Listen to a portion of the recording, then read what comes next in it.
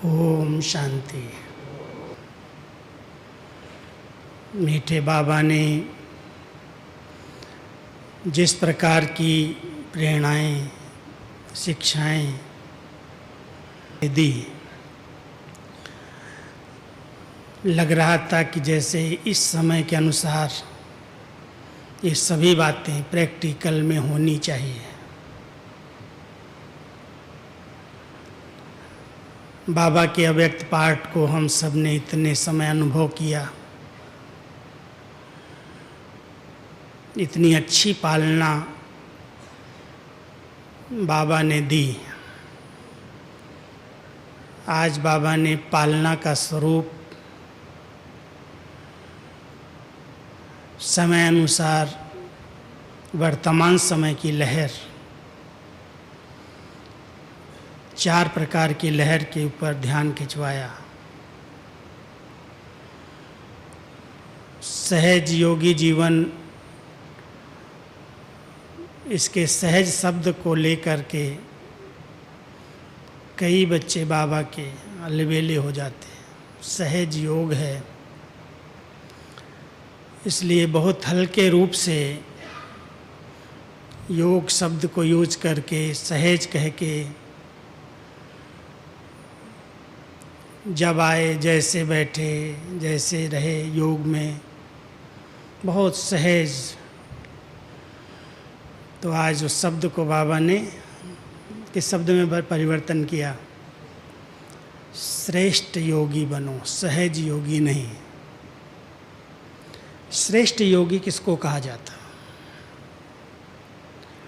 इन्हीं 4 लहरों पर आज मैं आपका ध्यान खींचूं। चिंतन चला होगा आप सबका भी।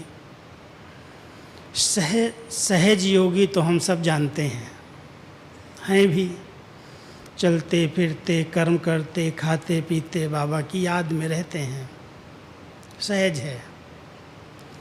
लेकिन श्रेष्ठ योगी, वो श्रेष्ठता जिसमें एक बहुत अच्छी अलौकिक खुशी हो, बहुत ऊंचा नशा हो, बहुत अच्छे सम्मान में बैठ कर के बाबा को याद किया जाए, साधारण रूप से नहीं। ऐसे लगे जैसे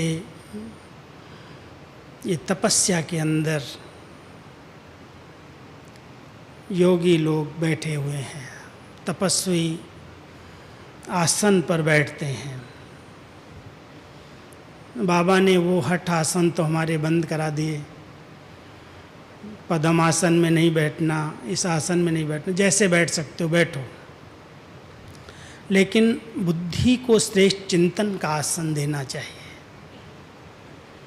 अच्छे अच्छे नशे और खुशी के संकल्प ले करके बहुत ऊंचे सम्मान में स्थित होकर के फिर बाबा को याद करें।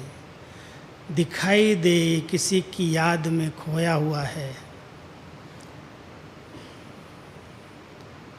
योगी जीवन है इनकी।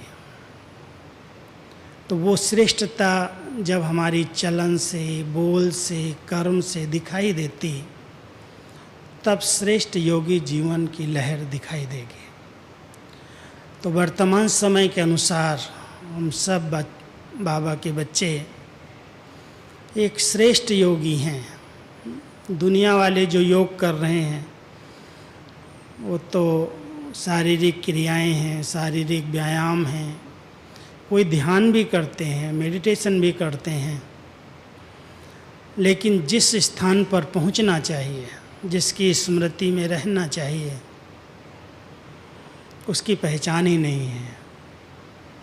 योग शब्द जो 2 शब्दों को जोड़ता है, 2 का मिलन है, जिसमें आत्मा परमात्मा के साथ मिलन का अनुभव करे। उस योग में कोई त्राटक करता है, कोई किसी चीज़ पर ध्यान करता है, मन को एकाग्र करने का अभ्यास करते हैं। लेकिन इतना श्रेष्ठ योग जिसमें अपने स्वस्वरूप का चिंतन है, और स्वस्वरूप के चिंतन के साथ साथ बाबा जो है, जैसा है, उनके स्वरूप को पहचान के साथ, अनुभव के साथ मिलन है। ये श्रेष्ठता हमारे योग की है, जो राजयोग बाबा ने हम सबको सिखाया है और रोज़ अभ्यास करते हैं। इसमें जब आत्मा इस शरीर से डिटैच होती है, न्यारेपन का अनुभव करती है। योग की संपूर्ण स्टेज क्या है? देह और देही का, शरीर और आत्मा का अलग अनुभव होना। पहले चिंतन है, ऐसे नहीं हम चिंतन शून्य करके बैठते हैं, लेकिन चिंतन करते हैं कि मैं एक शुद्ध श्रेष्ठ आत्मा हूँ, पवित्र आत्मा हूँ, इस भ्रकुटी आसन पर विराजमान हूँ। अपनी सर्व शक्तियों को समेट करके जब एक जगह एकाग्र कर लेते हैं, फिर हमारी यात्रा प्रारंभ होती है। तो ये योग जो बाबा ने हम सबको सिखाया, इस श्रेष्ठ योग का नशा हो और हर एक ब्राह्मण आत्मा ऐसे श्रेष्ठ योगी बने जो ये लहर फैले। पहली बाबा की विशेष प्रेरणा रही कि अब श्रेष्ठ योगी जीवन की लहर फैलाओ। दूसरा बाबा कहते हैं महातपस्वी मूर्त की लहर फैले। एक है तपस्या और एक है महातपस्या, जिसमें अंग अंग भी तपे हुए हों, कोई भी कर्मेंद्रियों की चंचलता न हो, इतनी स्थिरता और एकाग्रता हो जो लगे सचमुच ये महातपस्वी हैं। केवल थोड़ा समय तपस्या कर रहे हैं, फिर हलचल में आ गए।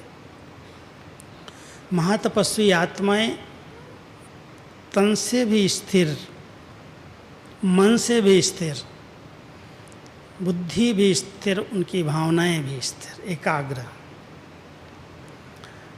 तो जब ऐसी एकाग्रता संपन्न बाबा की याद रहती है, वो तपस्या के रूप में बाबा ने त्याग और तपस्या के दो अर्थ बहुत सुंदर सुनाए हैं। त्याग है देह अभिमान का, स्थूल चीज़ों का, साधनों का, संबंधों का त्याग नहीं, लेकिन त्याग है बुराइयों का, कमी कमजोरियों का, देह अभिमान का। और जब इस त्याग को हम दिल से करते हैं, उससे किनारा कर लेते हैं, तो हमारी आत्म अभिमानी बनने की तपस्या शुरू हो जाती है। और जो जितना समय आत्म अभिमानी स्थिति में रहता है, वो महातपस्वी है। इसलिए हम सबको इस बात का ध्यान देना है, क्योंकि बाबा ने आगे अंडरलाइन एक शब्द किया है, अभी तक भी वो चेंज नहीं हुआ है, 35 साल हो गए हैं, जिसमें बाबा ने कहा अभी तक भी लोग भेंट करते हैं, ये भी ऐसे हैं, ये भी ऐसे हैं, ये संस्था भी ये अच्छा ज्ञान देती, ये भी अच्छा देते हैं, ये अलग हैं, ये कुछ नया ढंग से और नया ज्ञान दे रहे हैं, नई जीवन बन रही है, नई दुनिया बन रही है। इससे बाबा सोचते हैं ये भेंट करना ये बंद कर दें। जैसे सब हैं ऐसे हम नहीं हैं, हम अलग हैं। तो बाबा ने इस बात को और अंडरलाइन किया कि केवल भाषण करने वाले नहीं बनो, वाणी से सेवा करने वाले नहीं बनो, वाणी से प्रवचन देने वाले, लेक्चर देने वाले तो हमसे बड़े अच्छे अच्छे होशियार लोग हैं। आप बच्चे भाषणा दो। जो दीदी को आज याद किया बाबा ने, दीदी का एक शब्द था, दीदी मनमोहिनी को कईयों ने देखा है, बैठे हैं कुछ लोग, हमने भी दीदी की 11 साल पालना ली। दीदी कहती थी दादी प्रवचन करे, दादी भाषण करे, दादी मुरली सुनाए, मैं सबको भाषणा दूंगी। और ऐसी भाषणा देती थी जो अपनी सखी बना लेती, अपना सखा बना लेती। बहुत स्नेह की पालना वो भाषणा कहलाती। बहुत स्नेह युक्त संबंध में आकर के उसके हाल चाल को पूछ करके, उसको कुछ खिला पिला के, बहुत स्नेह दे करके, एकदम भासना दे करके, अपनेपन की फीलिंग, इसको कहते भासना। और ऐसी भासना दे देती थी जो सबके दिल में वो छप जाती थी। आज हमारे पास कोई भासना देने वाले नहीं बचे। बाबा चाहता है कि ये लहर फैले, इस लहर से लोगों को अनुभव होंगे ईश्वरीय परिवार की भासना, ईश्वरीय स्नेह की भासना मिले लोगों को, वाइब्रेशन मिले, वो महसूसता है जैसे इस स्थान से महसूसता आती है। मैं राजयोग शिविर में जो भाई बहनें आते हैं, बहुतों से मिलना होता है। सबसे एक बात पूछता हूँ, यहाँ आपको क्या भासना आई है? अपने परिवार की भासना आई है, अपनेपन की भासना आई कि या कोई संस्था में आए हैं, कोई अलग स्थान पर आए हैं, कोई मठ पंथ में आए हैं। बाबा के घर की एक विशेषता है, जो आता है उसको ये फीलिंग बाबा के घर में अवश्य आती है, महसूस करते हैं कि अपना है, अपनेपन की फीलिंग आती है। क्योंकि सब खुला हुआ है, सब जैसे बच्चे घर में आए हैं, अपने आप खा रहे हैं, पी रहे हैं, बात कर रहे हैं। एक बहन कहती है, जिससे भी पूछो, मेरे साथ टीचर नहीं आई है, लेकिन किसी से भी बात करो तो ऐसे लगता है ये अपने हैं, ऐसे प्यार से मिलते हैं, ऐसे प्यार से बात करते हैं। कोई चीज़ पूछो कहाँ मिलेगी, कहाँ जाना है, वो सहज बताएंगे भी, गाइड भी करेंगे, कभी साथ में भी चल देंगे, चलो हम बता के आते हैं। ये भासना है, प्यार। प्यार से, स्नेह से कोई को अपनत्व की, अपनेपन की पालना देना, यही भासना कहलाता है। तो ऐसी भासना हमारी दादियों ने, दीदी ने तो सबको दी। जो समीप आ जाए, जिसको दीदी के समीप बैठने का भाग्य मिल गया, उसको इतनी श्रेष्ठ भासना मिली जो अपनेपन के चुंबक की तरह उसको खींच लिया। भूल नहीं सकता उनकी पालना को। लिया जगदीश भाई आपने पालना दीदी की? लिया सजनी बहन? हैं 3-4 लोग बैठे हैं, रवि भाई बैठे हैं। हम सब थे उस समय, अनुभव करते थे, क्योंकि मेरा तो रोज़ भी दीदी से मिलना होता था।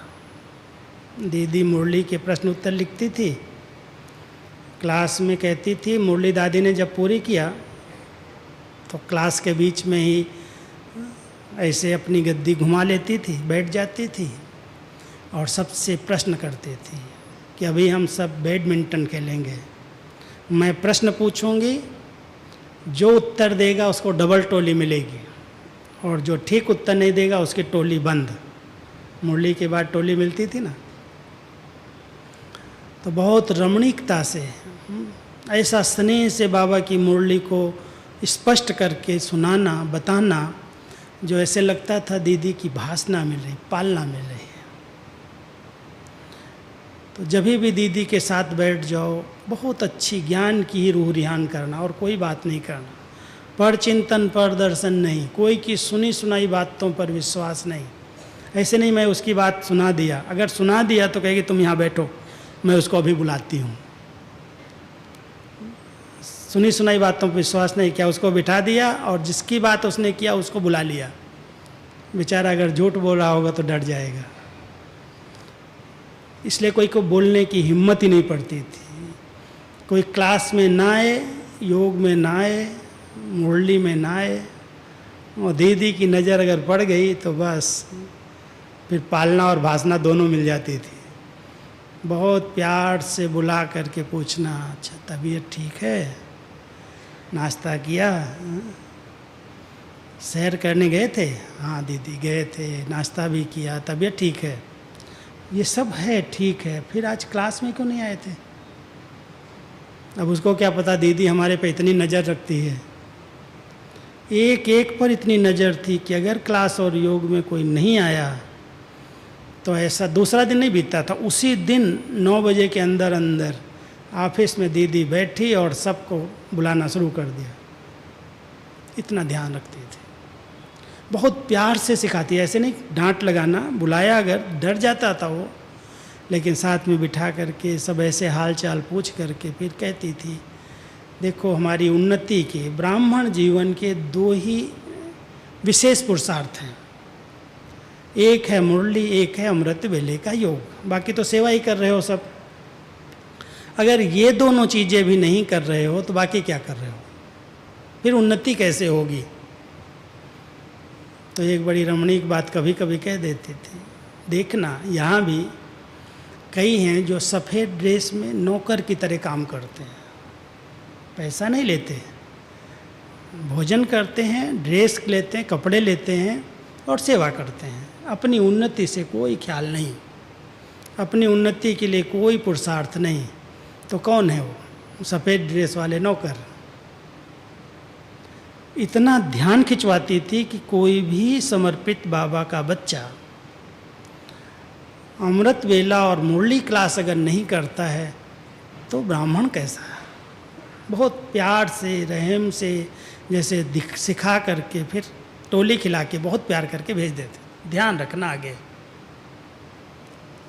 ऐसे अटेंशन, ये पालना मिली, ये भाषणा मिली। जो आज बाबा ने कहा पालना के 3-4 स्वरूप बताए कि भाषण करने वाले, कोर्स कराने वाले बहुत सारे लोग हैं, लेकिन आप पालना दो और पालना में उसकी शक्तियों की स्मृति दिलाओ, उसकी विशेषताओं को स्मृति में ले आओ, उसके उमंग उत्साह को बढ़ा दो। ये है पालना। जो आपके समीप संबंध में आए, सिर्फ खिलाना पिलाना पालना नहीं है, लेकिन उसकी जो आंतरिक शक्तियाँ हैं, जो उसकी विशेषताएं छिपी हुई हैं, उसको बढ़ा देना, उसको इमर्ज कर देना, उसको स्मृति में दिला देना कि देखो आप इतने महान हो, इतने श्रेष्ठ हो, क्या से क्या कर सकते हो। हमारे दादा थे, विश्व रतन दादा के साथ एक आनंद किशोर दादा थे। आनंद किशोर दादा कभी कभी बैठ जाते थे, ये करो, ये नया होना चाहिए, ये नया होना चाहिए। जैसे दीदी के लिए आज बाबा बोल रहे थे ना कि दीदी को आता है, क्या नया किया, और नया करो, और नया करो, और नया करो। ऐसे दादा आनंद किशोर जब कभी हम लोगों के साथ बैठ जाते थे, तुम लोग जवान जवान लड़के इकट्ठे हुए हो, ये नया करो, ये नया करो, ये नया करो। रोज़ कुछ न कुछ बोलता था, ऐसा होना चाहिए, ऐसा होना चाहिए, ये करना चाहिए। रोज़ नई सेवा की प्लानिंग चलती, अंदर अंदर विचार चलते, ऐसे भगवान, गीता के भगवान को ऐसे सिद्ध करना है, ऐसे ये करना है, ऐसे ये पॉइंट्स निकालना। तो एक उमंग उत्साह दिला देना, एक उनकी विशेषताओं की स्मृति इमर्ज हो जाए, शक्तियाँ इमर्ज हो जाएं, ऐसी पालना दो। तो ये एक महातपस्वी का वातावरण बन जाए, वो लहर बन जाए, साक्षात्कार मूर्त की लहर। अब ज़रूरत है जो वर्तमान समय की, उसकी बहुत सुंदर विधि बाबा ने सुनाई। किसने अंडरलाइन किया? साक्षात्कार मूर्त बनने की विधि मैं आपको सुनाता हूँ। मेरा ध्यान जो गया मुरली पर, जैसे ब्रह्मा बाबा को पहले पहले साक्षात्कार हुए तो उनके अंदर आया, कौन था, क्या था, कैसे था, भले जैसे बहुत विचित्र लगा। ऐसे ही हर आत्मा को भी हमारे द्वारा वो अनुभूतियाँ हों, साक्षात्कार हों, उसके लिए बाबा ने बहुत अच्छी विधि बताई। त्रिमूर्ति स्वरूप की स्मृति में रहो। त्रिमूर्ति स्वरूप, जिसमें बाबा ने एक मंदिर का मिसाल दे के कहा, जैसे मूर्ति में शिव बाबा के शिवालय में, शिवलिंग में कहीं कहीं पर एक लिंग के साथ साथ एक चेहरा भी दिखा देते, उसमें एक शक्ति का रूप भी दिखा देते। इस समय साक्षात्कार मूर्त बनने के लिए हम सब बच्चों को ये 3 स्वरूप, एक मैं शिव शक्ति, मैं एक आत्मा हूँ, और साथ साथ बाप और दादा मेरे साथ कंबाइंड हैं, ये त्रिमूर्ति। अब समय है इस योग को और बढ़ाने का, इस अभ्यास को बढ़ाने का, इस स्मृतियों को बढ़ाओ। ऊपर बाबा के पास हम जाते हैं बुद्धि बल से, कुछ समय टिकते हैं, फिर नीचे आ जाते हैं।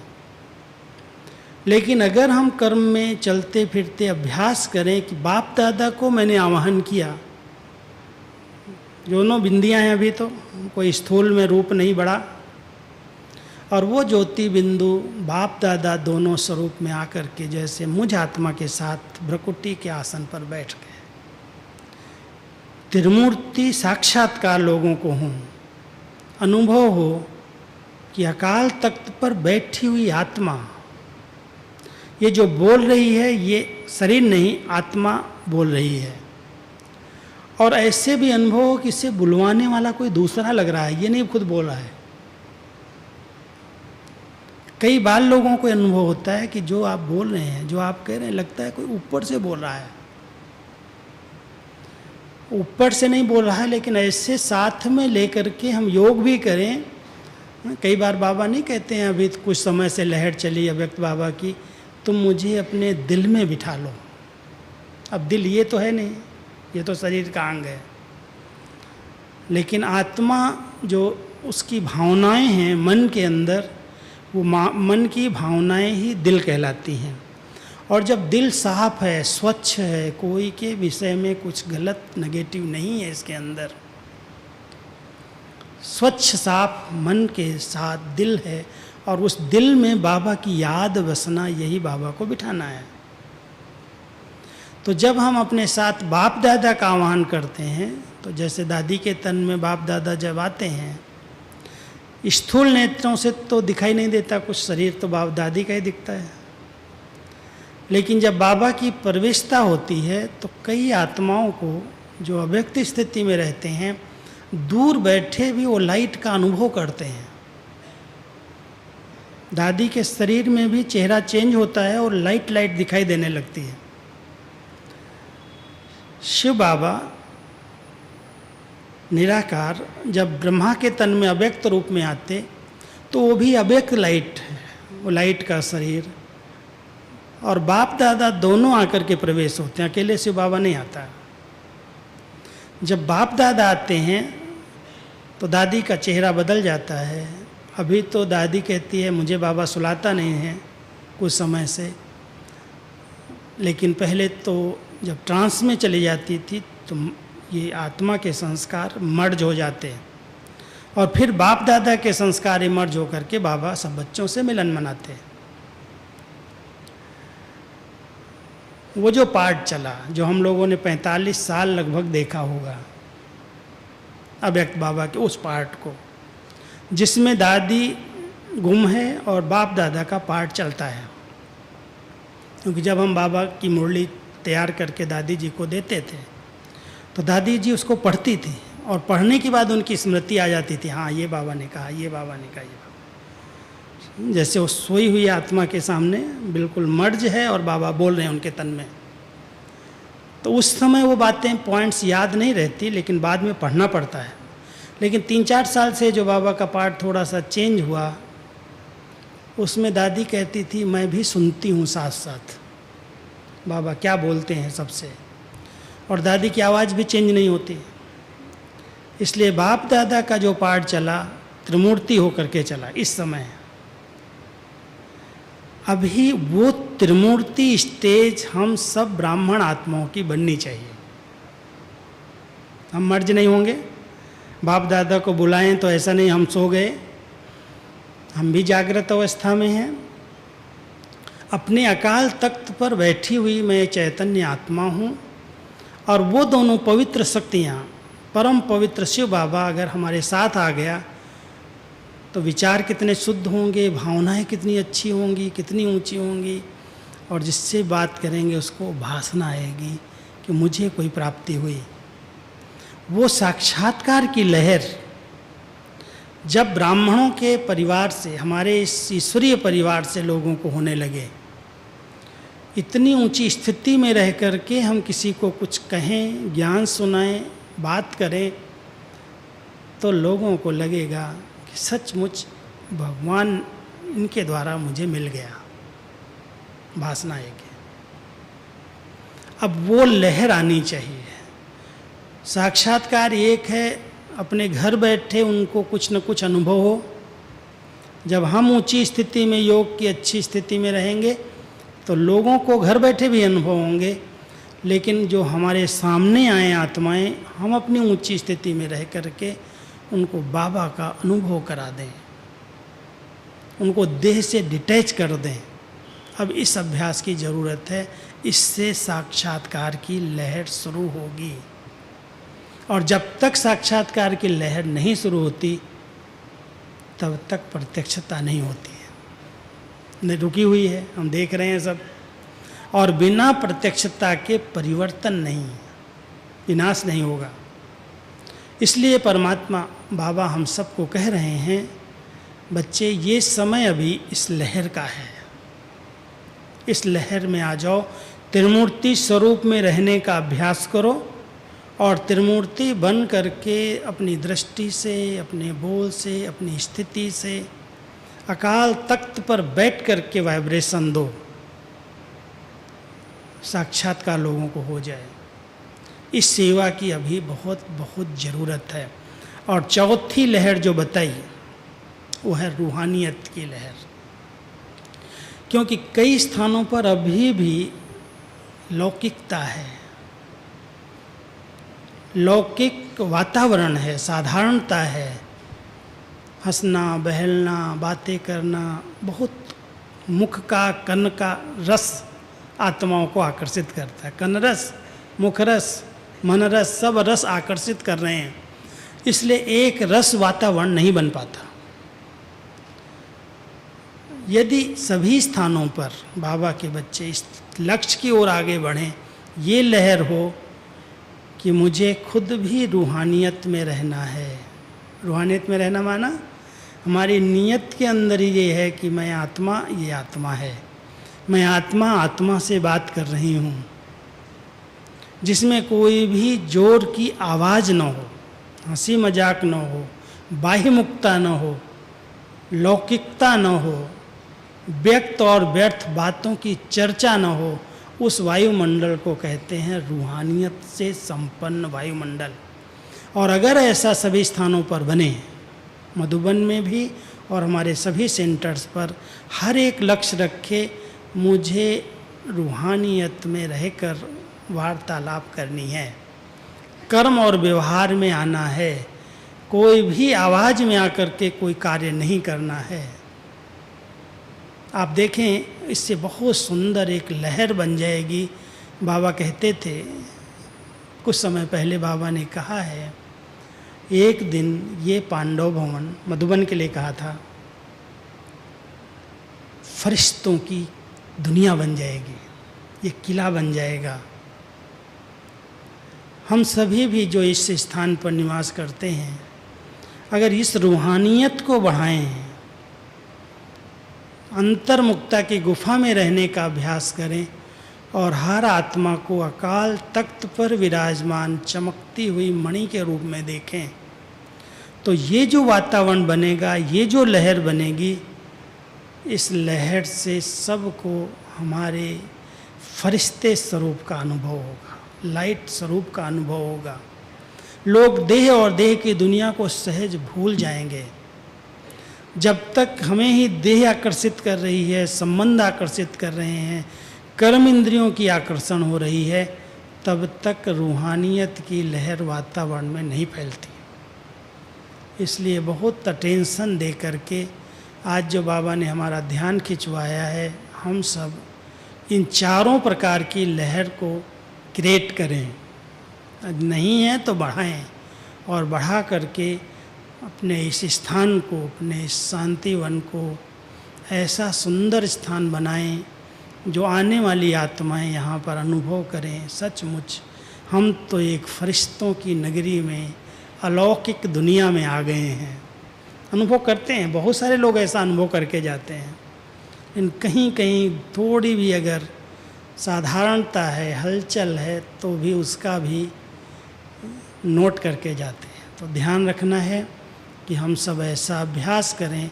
और जो बाबा ने लास्ट में कहा है कि बहुत रमणीकता से, भिन्न भिन्न रूप से योग अभ्यास करके मन दुरुस्त स्थिति का अनुभव करो। तन भले थोड़े बहुत खिटपिट ठरेक के करते हैं, कुछ शारीरिक प्रॉब्लम्स आती हैं, लेकिन मन की स्थिति इतनी अच्छी हो, अभ्यास करते करते, ड्रिल करते करते, मन को एकाग्र करने का अभ्यास करके बहुत रमणीकता से, बोर न हो जाए। एक जैसा योग नहीं करना, क्योंकि एक जैसा करेंगे तो बोर हो जाएंगे। इतनी वैरायटी योग की बाबा ने सिखाई है। मैं तो कभी कभी सोचता हूँ कितनी वैरायटी से हम सब योग कर सकते हैं। आज 7 आत्मा के निजी गुण हैं, कभी शांत स्वरूप स्थिति का, कभी प्रेम स्वरूप स्थिति का, कभी आनंद स्वरूप स्थिति का, कभी सुख स्वरूप स्थिति का। अगर एक दिन एक स्थिति का अनुभव करें तो वैरायटी और नवीनता स्वतः हो जाएगी। 5 स्वरूपों की ड्रिल बाबा ने बताई है। एक ड्रिल अगर यथार्थ विधि पूर्वक की जाए, शाकाहारी याद में बैठो, कम से कम आधा घंटा तो ऐसे निकल जाएगा। अपने भाग्य का चिंतन करो, प्राप्तियों का चिंतन करो। भाग्य विधाता ने कितनी प्राप्तियां कराई हैं। अमृत वेले से रात तक की अगर एक बार लिस्ट निकाल के देखो, मैंने एक बार निकाली थी। बाबा आपने इतनी प्राप्तियां कराई, उठाते आप हो, बिठाते आप हो, खिलाते आप हो, पढ़ाते आप हो। इतनी संगम युग पर प्राप्तियां हम सब ब्राह्मणों को हुई हैं। कितना बड़ा भाग्य है जो भगवान की पालना गुप्त रीति से हम बच्चे ले रहे हैं, दिखाई लोगों को नहीं देता।